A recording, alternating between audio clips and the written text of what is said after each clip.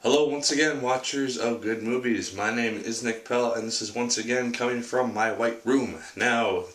Right now I'm going to be talking about Man of Steel. This movie came out yesterday, and I'm talking about it right now. Just so everyone knows, I'll be talking about the ending to the movie and my thoughts on that after the credits of this video, so stay tuned for that if you've seen the movie and you want to hear me discuss it a little bit.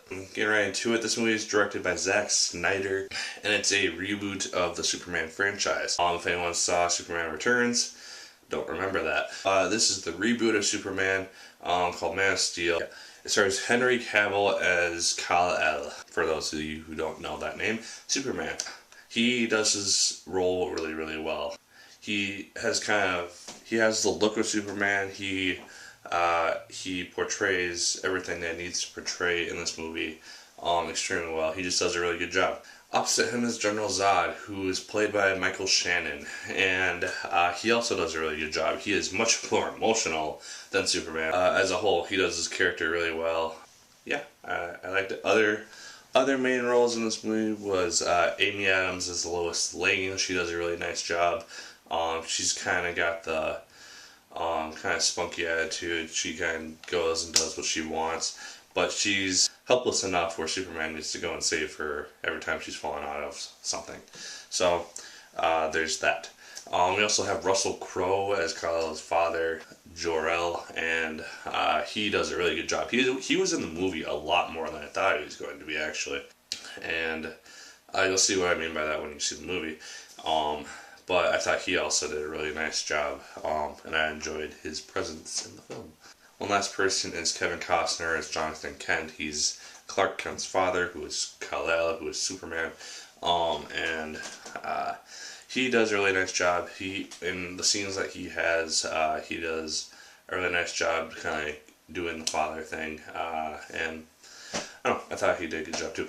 Other than that, everyone else was just in the movie kind of here and there, and just for a few scenes or so. So, getting into the plot, essentially it starts out on Krypton. We see not a Krypton that's being destroyed right away. It's used up all of its natural resources, and it started taking resources from its core, and that caused it to kind of start to melt down a little bit faster. And the planet is essentially doomed. On this planet, natural births are no longer a thing. People are just kind of genetically made for their role. So it's kind of Brave New World-ish, if you've read that book. And but Russell Crowe and his wife, they have a natural birth, and it's the first one in centuries, and that is Kal-El. They know that Krypton is doomed. General Zod is coming for them because he's staged a coup. They send Clark to Earth. And then as soon as he lands on Earth, we have a flash of him 33 years later, in which he, as a grown man, he is kind of just going from place to place. Once he does something extraordinary, he moves on because he doesn't want to get noticed that much.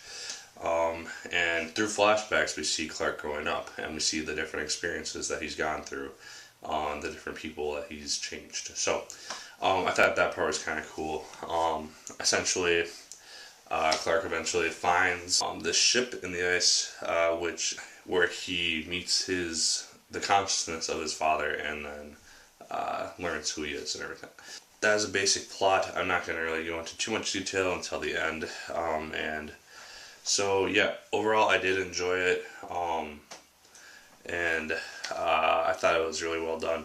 I did have a few issues with it, which I'll talk about in enjoyment, but yeah, overall a very nicely done Superman movie. So yeah, getting right into enjoyment. Overall, I did actually really enjoy this movie. One gripe that I did have with it was that I felt that Kal-El got his suit a little too soon, because I don't know, I expected it to be kind of more towards the end, just kind of him learning to fly and everything.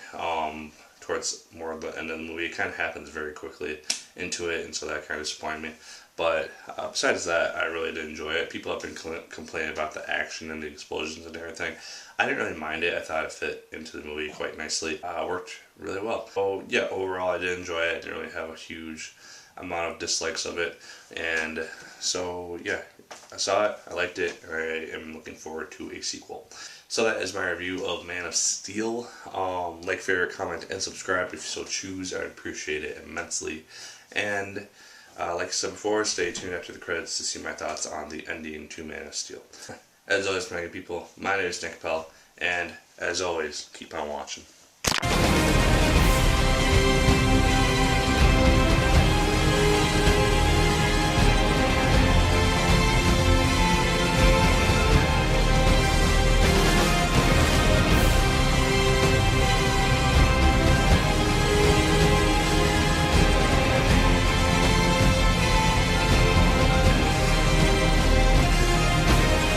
And if you are still watching, you are here to see my thoughts on the ending to Man of Steel. So, spoiler alert and everything.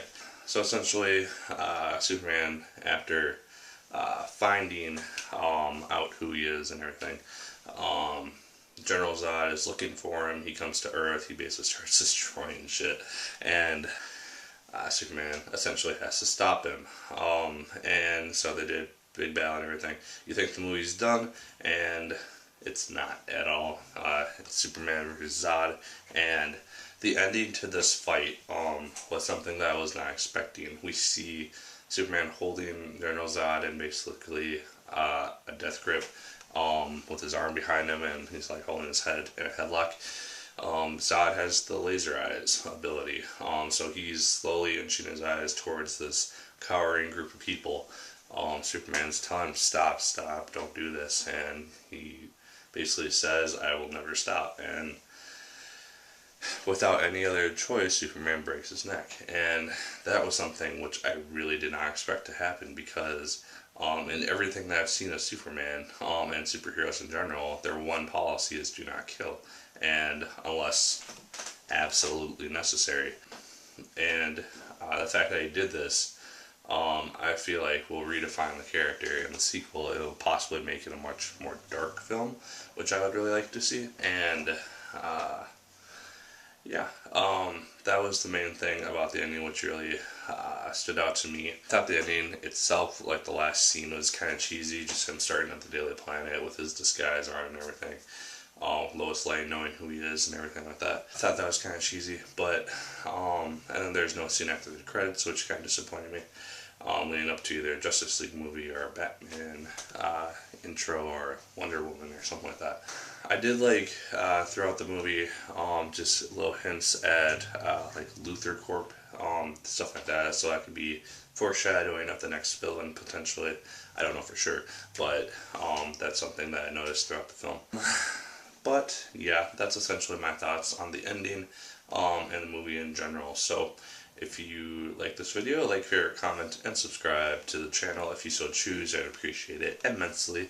And as always, my good people, my name is Pell, and once again, keep on watching.